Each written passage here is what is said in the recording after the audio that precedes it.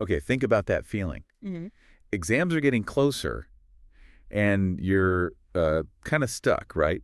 Hmm. Between wanting to feel completely prepared and just being totally overwhelmed by it all.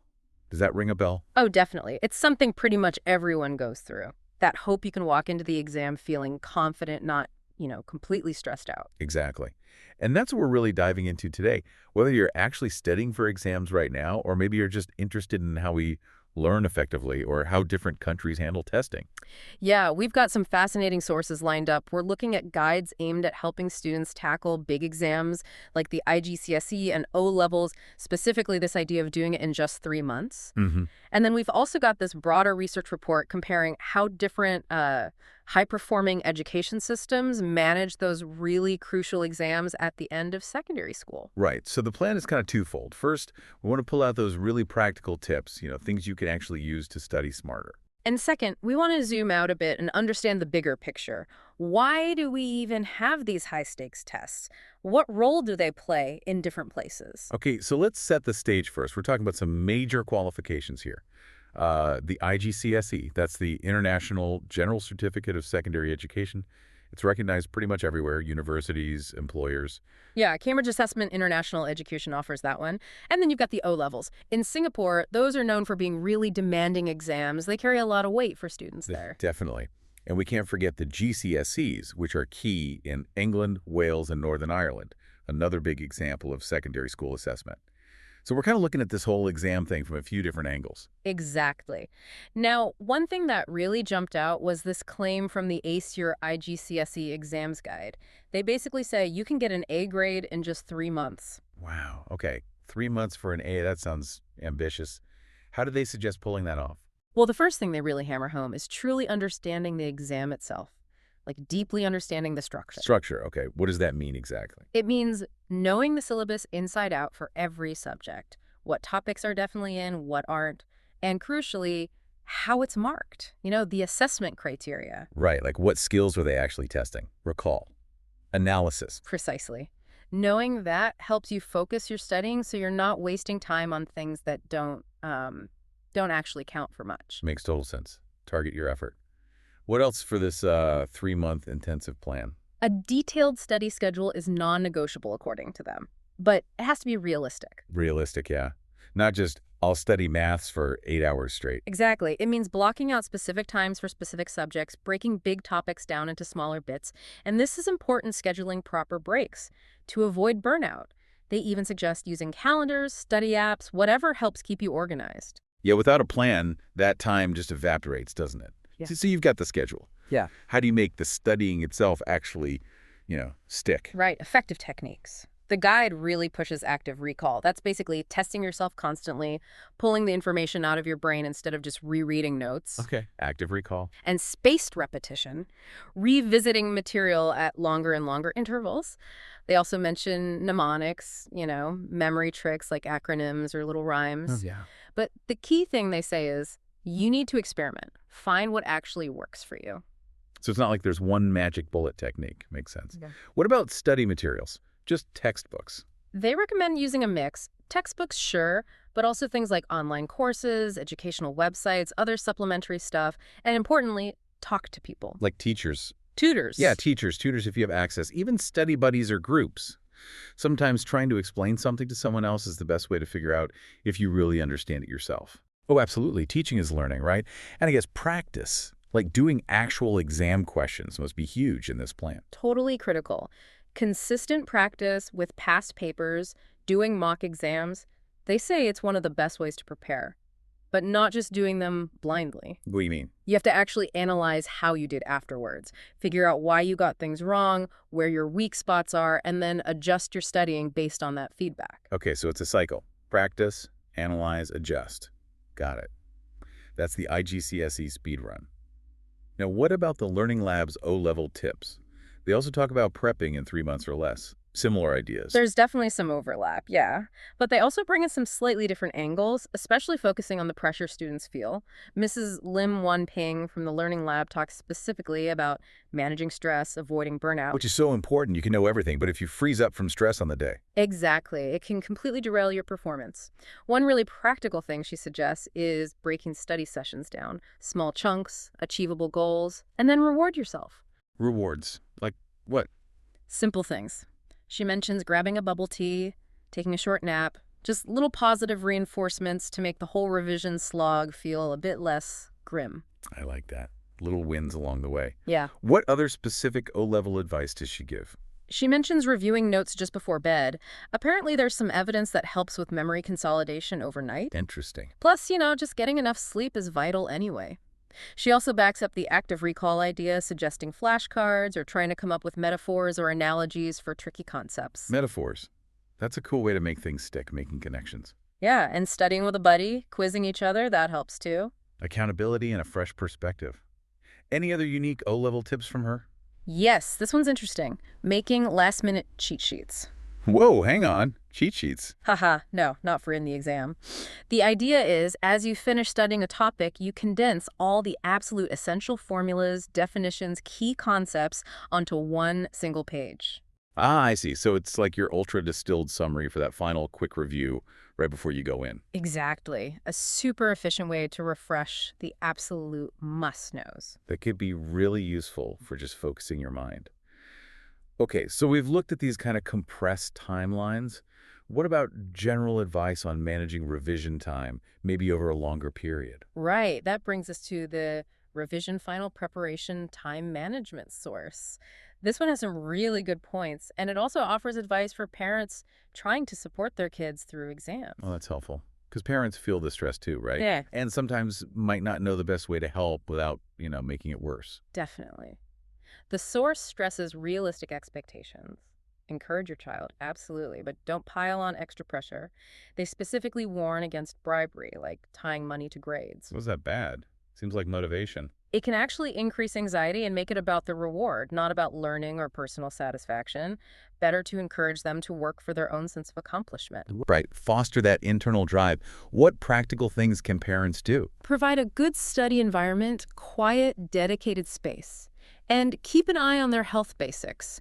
Good food, maybe less caffeine, encourage some exercise or fresh air, and definitely enough sleep. The fundamentals. Easy to forget when exams take over everything, and for the student's own organization. Make sure they have all their notes and books organized, and again, that sensible timetable is key. Build in time for studying, yes, but also for rest, hobbies, family time. Balance is crucial. Yeah, you can't just study 24/7. And they suggest morning revision might be particularly effective for memory, maybe in shorter blocks, like half an hour with short breaks. Consistent review over time is better than cramming. Short bursts again. Seems like a pattern. What about the study space itself? Calm, comfy, all your stuff handy. They do mention music, maybe some slow instrumental background music. Could be okay for some people, but definitely not anything with lyrics you might accidentally start singing along to. Yeah. Avoid the distractions. This source also mentions learning styles, right? Which came up briefly before. Yes, they really emphasize tailoring how you revise. Are you auditory learn by hearing? Maybe record notes and listen back. Visual. Use diagrams, mind maps, colors. Kinesthetic learn by doing. Maybe walk around while reciting facts or use physical objects. Knowing yourself and how you learn best. That seems really fundamental. Okay, what about the final countdown? The days just before the exam. Sleep. Absolutely crucial in those last few nights. Get your equipment ready the night before, pens, calculator, whatever you need. And they strongly advise against doing those big post-exam postmortems with friends. Oh yeah, where everyone compares answers and gets stressed out. Exactly. It rarely helps, often just increases anxiety about things you can't change. Move on to the next one. Good advice, though. Probably hard to follow. Now, this source also made a really important point about when to start revising. Absolutely crucial. They point out the sheer volume, especially for something like GCSEs, where you might have 10 subjects or more. You think about maybe 200 different topics across all subjects. Wow, 200 topics. Even if you only spend an hour on each, that's 200 hours of revision right there. Yeah. It really drives home why you need to start early, ideally like 3 to 6 months before the first exam. Yeah, you just can't cram that amount effectively in the last week. They also had an interesting analogy about time, didn't they? Yeah, they compared time to money. You have a limited amount, so you need to decide how to spend it based on your priorities. Hmm. If exams are a high priority, revision needs to get a significant allocation. Makes sense. They even suggest looking for ways to find extra pockets of time, like maybe getting up a bit earlier on weekends during the revision period, making conscious choices. Right. Okay, we've gone deep on the how-to of studying. Let's shift gears now to that bigger picture, the international context from the Cambridge Assessment Report. What were the main takeaways there? Well, this report looked at high stakes testing, those big exams around age 16 in lots of high-performing education systems globally. And one of the main findings kind of pushes back against a common idea. Oh, what's that? The idea that places like the UK with GCSEs are unusual in having these big external exams at 16. The report actually found that about 2/3 of these successful systems do use external assessments around that age. 2/3, really. So it's actually quite common. Yeah, surprisingly common. They list examples across Europe, Ireland, Poland, Estonia, the French-speaking part of Belgium, alongside England and Northern Ireland. So it's not some strange outlier. That is interesting. So the story that everyone else got rid of these tests isn't quite right. Doesn't seem to be supported by this research, no. Well, And importantly, they found no proof that getting rid of external exams automatically leads to better results overall for a country, or that not having them is the secret sauce. so there's no single best way to do assessment that works everywhere. Doesn't look like it. Different systems find different approaches work for them. But using external exams seems to be a pretty standard tool in the box for many high-performing ones. Okay, so if they're common, what are they typically used for in these countries? What's the point? Two main roles really stand out. First, they often decide which path students take next, what kind of upper secondary school or training they can get into. Like sorting students for the next stage. Kind of, yeah. And second, they give students official qualifications in subjects they might stop studying after that point. The report connects this to ideas about meritocracy, too, assessment as a fair way to allocate opportunities. Okay, so it's about progression and qualification. Are those the main aims? Largely, yes. Mm. Progression to further education is huge, like needing certain GCSE grades for A-levels here. Qualification is the other big one. South Korea is mentioned as a bit different, though. How so? They seem to use teacher assessment more for deciding progression, and their national tests are more about informing how teaching can improve. Interesting difference in emphasis. And these exams usually happen at key transition points. Exactly. The report notes they often line up with when kids change schools or move into different types of programs, or when they have to make major choices about what subjects to focus on, usually around age 15 or 16. Makes sense as a checkpoint moment. Uh, But what about the high-performing countries that don't use these big external exams? What do they do instead? There's a mix of internal approaches. Like, in Macau, schools run their own final exams. The Netherlands uses more continuous assessment throughout the year. Lithuania lets schools develop their own ways of assessing. So internal assessment. But can that still be high stakes? Absolutely. The report makes that clear. Just because it's internal doesn't mean it doesn't have significant consequences for the student's future. Right, the impact matters more than who sets the test. The report also mentioned accountability, didn't it? Using results to judge schools or the system. It did. It noted that while it's not always the stated primary aim, many of these high-performing systems do use assessment data for accountability in some way. They mention England's Attainment 8 and Progress 8 scores, based on GCSEs, as an example of measuring school performance. So England isn't alone in using exam results partly for accountability. Not at all. They give other examples. Finland uses more of a felt accountability, relying on teacher professionalism and local checks. Estonia's national exams serve multiple purposes, including accountability and informing policy. Shanghai uses its Zhongkao entrance exam partly for accountability, too. Fascinating. So accountability takes different forms, but it's often linked to assessment data in successful systems. Seems to be the case, yeah. The big takeaway from the international comparison is really that there's no one-size-fits-all answer for assessment. But external exams around age 16 are pretty common in successful systems, and they serve several important functions. Okay, wow. We have covered a lot of ground. Let's try and boil it down. What are the absolute key takeaways for someone listening to this? I think firstly, when it comes to actually preparing for exams, structure is your friend.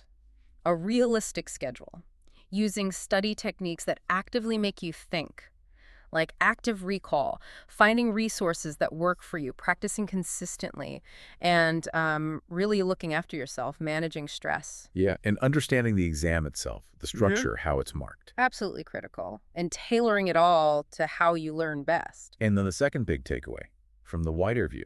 That while education systems do things differently, these big, high-stakes exams at the end of secondary school are actually pretty normal in many successful countries. They're not just about grading students. They often guide future pathways, provide qualifications, and sometimes feed into system accountability. Right. They serve multiple purposes. Exactly. It's a complex picture. So maybe a final thought for everyone listening. As you go through your own learning, whether it involves big exams or not, perhaps think about these ideas. How can structured preparation help you? And what does assessment, whatever form it takes, really mean in your context?